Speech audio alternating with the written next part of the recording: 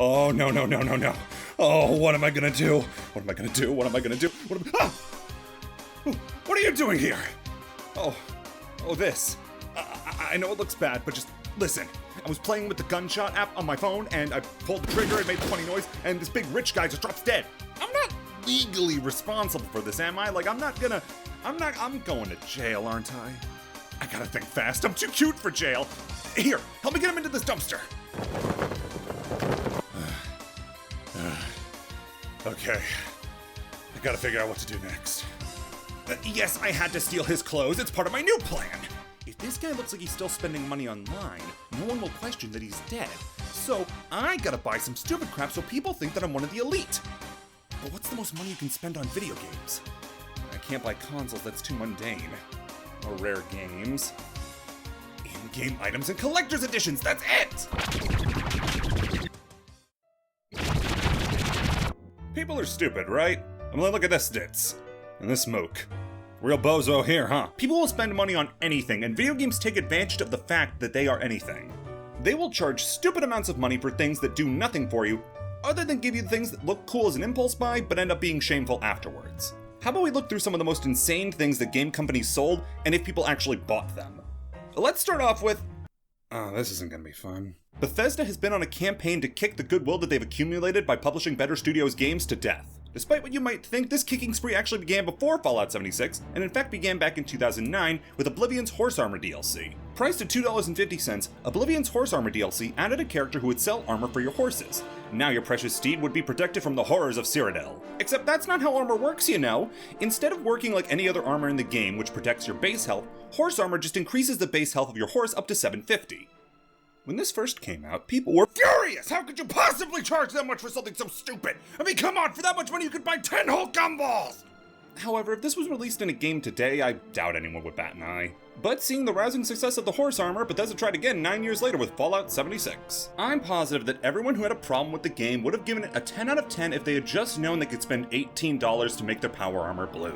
Fallout 76's Blue Power Armor DLC was priced at $18, and all it did was make your armor a different color. The Far Harbor DLC for Fallout 4 was priced at $25. The Automaton DLC was $10. Bethesda looked at the price of the color blue and put it at being worth 1 8/10 of the Automaton DLC, or 72 gumballs. Look on the bright side. All you had to do was buy 4 copies of Fallout 76, submit 4 support tickets to Bethesda, get 500 free Atom points for each because yeah, that's how they dealt with people complaining about the game, then you'll have enough money to afford the color blue. Now I love crapping on Bethesda as much as the next guy, but it's time to burn some real money. Let's start off small though with Red Dead Redemption 2.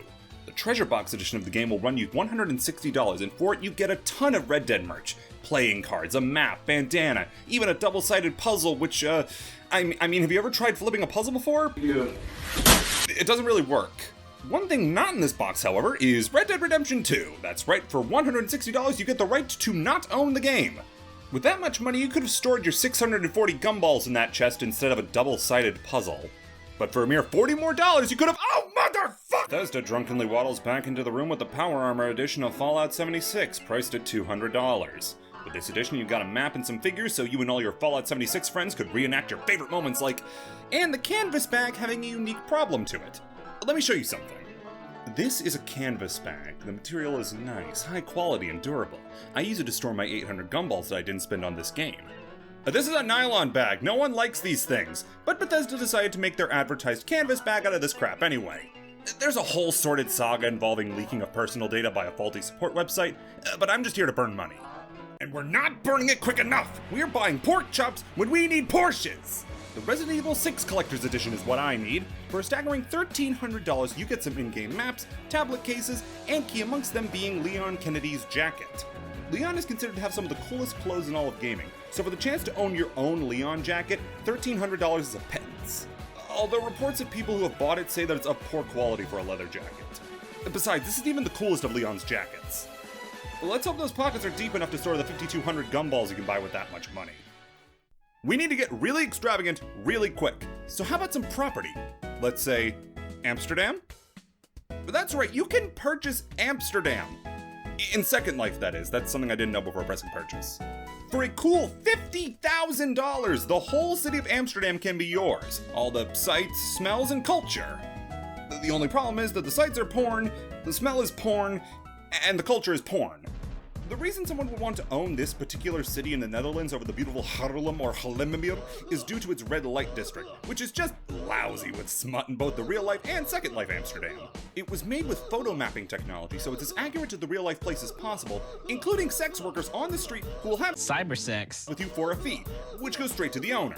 You can even use the shops in town to store the 200,000 gumballs you could have gotten with that sort of money. We're doing good, but we need a few more big purchases. Luckily, I'm in the market for a car, and this car comes with a free Grid 2! Grid 2's Mono Edition is a one-of-a-kind collector's edition, coming with an actual car. Along with a PS3, because we all make the mistake of buying the Grid 2 Mono Supercar Edition without knowing the console the game is for. Don't lie! 2.8 seconds 0 to 60, 280 horsepower, 2.3 liters. If I knew anything about cars, I would be really impressed. Along with the car and the PS3 and the copy of the game, you even get a custom racing suit so that you don't look like an idiot or something. Now we're entering the dangerous territory of game purchases, that being ones that are either so outrageously priced that no one bought them, or that they were clearly made as gags. The first up is Dying Light. You remember Dying Light, right? Do you remember being in Dying Light? Well, you could have been if you had just forked over $250,000 for the My Apocalypse edition of the game. This came with the chance to get your face put on one of the game's Night Hunters, 4 copies of the game, parkour lessons, a human-sized statue of one of the zombies, 2 headphones, and the 3 odd ones. A pair of night vision goggles and adult diapers for the game's nighttime gameplay. Have you ever dreamed about a game that dehumanized you as you played it? Well, then I have a money pit for you. A round trip to Techland's development party with a zombie consultant and the ability to beat the devs in a rigged game of Dying Light. I can't write jokes for this. The devs will literally let you win if you give them $250,000.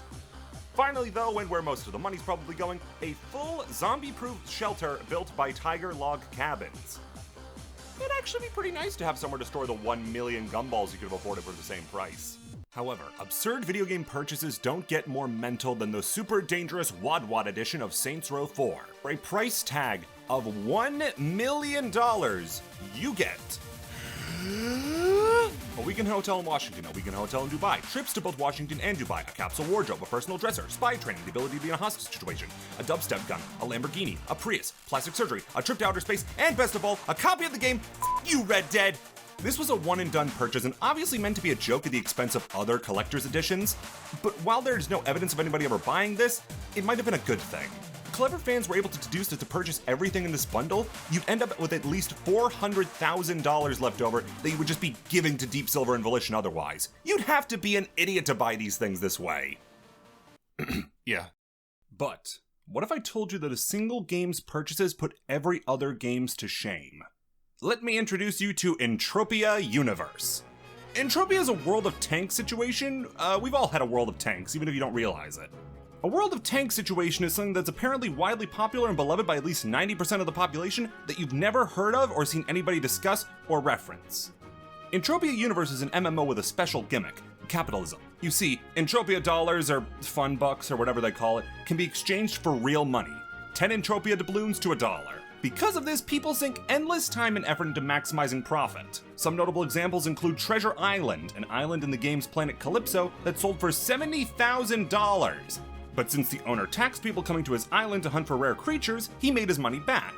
An alien egg was swapped from one high-profile investor to another until hatching into an invasive species. That cost another $70,000. And what about the moon? That's right, the very moon was sold for a measly $150,000.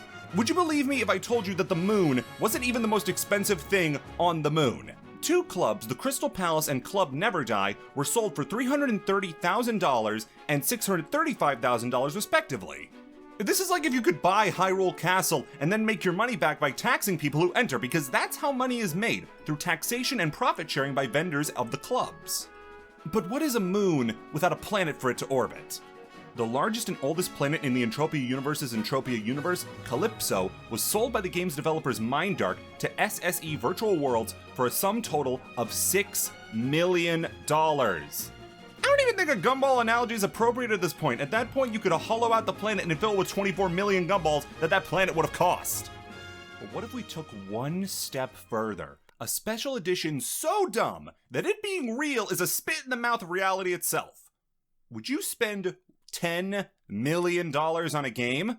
Obviously not, because no one bought Dying Light's Spotlight Edition. That's right, building a stupid house wasn't enough for them, and they came back swinging for the game's following expansion. For a cool 40 million gumballs, you got a role in the Dying Light movie. As you clean the Cheetos from your shirt and gamer gunk from your various gamer holes, you look in the mirror and say, movie star. Not only that, but you are now the main character of the game as you replace Roger Craig Smith as the voice of Kyle Crane. Not only do you put the poor guy out of a job, then he has to coach you on how to do his job. Well, look on the bright side, now you can brag in bars that you are the Kyle Crane. Might want to bring a change of panties for all the ladies you'll be impressing. Zombie FX experience, off-road driving course, parkour training, all is well and good, but what I want is for something really, really dumb. You get a personal trailer on the set of the movie, because that's not how resentment is bred, right? 10 VIP tickets to the movie's premiere. Set one aside for Roger, I hear he's on hard times. He lost his job to a dweeb with some money. You get an original copy of the movie's script, implying that you just don't get one. You get to go on the screening tour for the movie, so you get to spend every night for the next month watching the Dying Light movie. This is an incentive, right? And 4 copies of the game, in case you mistake the first 3 for gumballs. Oddly enough, this didn't get bought. Until now! Alright, I think I've bought enough worthless trash to finally calm down for now. I never knew burning money was so stressful. At least this can serve as a lesson. Live within your means, everyone. Sure, a statue of Yorm the Giant is cool, but is it $500 cool? Sometimes financial responsibility should take a precedent over fandom. Unless you're me, that is, and you accidentally unalived a random rich guy in an alleyway. Look me at you, prick!